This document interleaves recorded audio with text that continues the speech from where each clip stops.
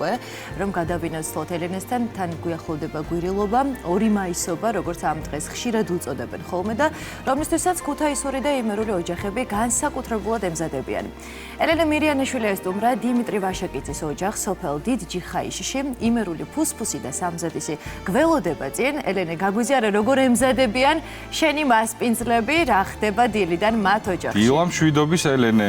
დილამშვიდობისა, მე იმერეთიდან, კერძოდ სოფელი დიდი ჯიხაიშიდან მოგესალმებით. ალბათ დამეთანხმებით, რომ ეს მხარე მართლაც ძალიან ლამაზია, თუმცა ის კიდევ უფრო მშვენიერი გაზაფხულზე ხდება, როდესაც მაისის თვის დასაწყისში ქუთაისი გვირილებით აივსება ხოლმე. საუბარი მაქვს გვირილობის, ანუ ქუთაისობის დღესასწაულზე, რომელიც პირველად ზუსტად 115 წლის წინ ჩატარდა.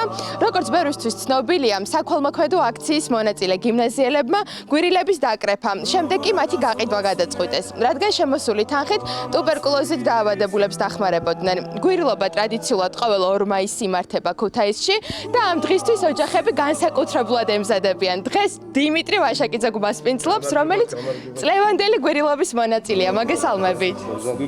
გაზაფხულდა ჩვენს იმერეთში, მაგრამ ნამდვილი გაზაფხული ჩვენს გუნდებში არის ნამდვილად და მე მინდა რომ მადლობა გადაგიხადოთ ჩამოძანებისათვის, დაფასებისათვის, იმერეთის სიყვარულისთვის პირველ რიგში. იმერლები რომ ხართ ასეთი გულიანები და სიყვარულის გამცემი ადამიანები, ამიტომაც ჩვენგან იმსახურებთ იმავეს. მოგვიყევით როგორ ემზადებით გვირილობისთვის? მზადება მიდის ძალიან სერიოზული. აქეთ ჩაგაფული კეთდება, აქეთ ჭადები წვება, ეს არის ხაჭაპური, კეცის ხაჭაპური, მოგეხსენებათ, ეს არის ოჯახური ტრადიცია, ჩემი ბებია, ნადია კოხრეიძე, ასეთი ქალბატონი იყო, რომელიც ხვის კეცს აკეთებდა საოცარ ხაჭაპურებს და ალბათ ჩვენი ბავშვური ნოსტალგია და ჩვენი ბავშვური ის უდიდესი სიყვარული, რომელიც დღეს ჩვენ გაგვაჩნია, აი არის ეს პატარა ქვის კეცი მოგონდებათ რა.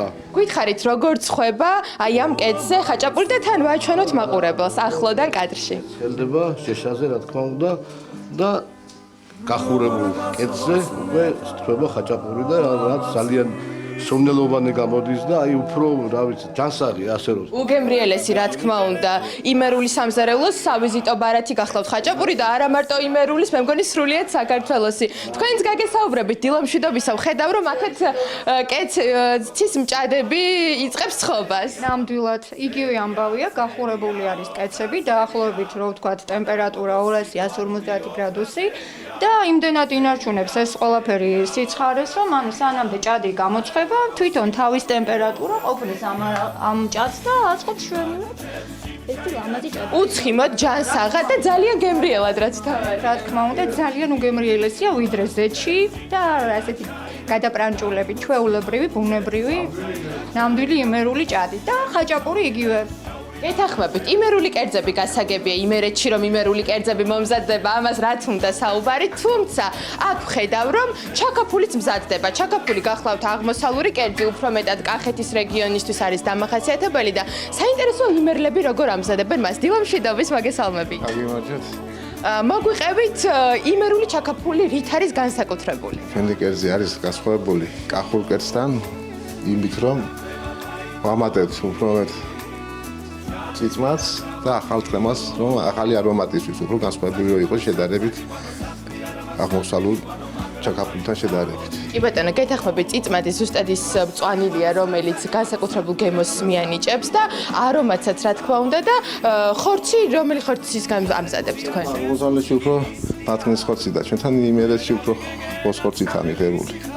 ესე იგი ორი განმასხვავებელი ხბოს ხორცისგან მომზადებული ჩაკაფული და ასევე წიწმადი დამატებული გარდა იმისა, რომ მას ასევე ემატება ტყემალი, ტარხუნა და სხვა არაჩვეულებრივი ინგრედიენტები, რომლებიც მას მშვენიერ გემოს აძლევენ. აი კიდევ ერთხელ შემომიერთდა ბატონი დიმიტრი და აქეთ არის ისეთი შოთის პურების სურნელი, რომ არ შევიდეთ და არ ვიხილოთ რა ხდება ისე როგორ გაქვს. ნუ კი ბატონო მორზანით ეს არის თონე. მოგესალმებით. იმერული თონე ასე რომ ვთქვათ და ეს ჩვენი ბატონი ისმაილ გიორგაძე შემოგთავაზებს თუ როგორ აცხობს და თუ როგორ კეთდება შოთის პურები. იმერულ ოჯახებში პურის ცხობის ტრადიცია რამდენად დიდი ხანია რაც არსებობს? ეს თქვენი ბავშვობიდან მომდინარეობს? მე რაც მახსოვს, ჩემი ბავშვობიდან მეც მოყვარული ვარ, მიყვარდა ბავშვობიდან მაინტერესებდა და რა ვიცი, არ შევეჩვიე.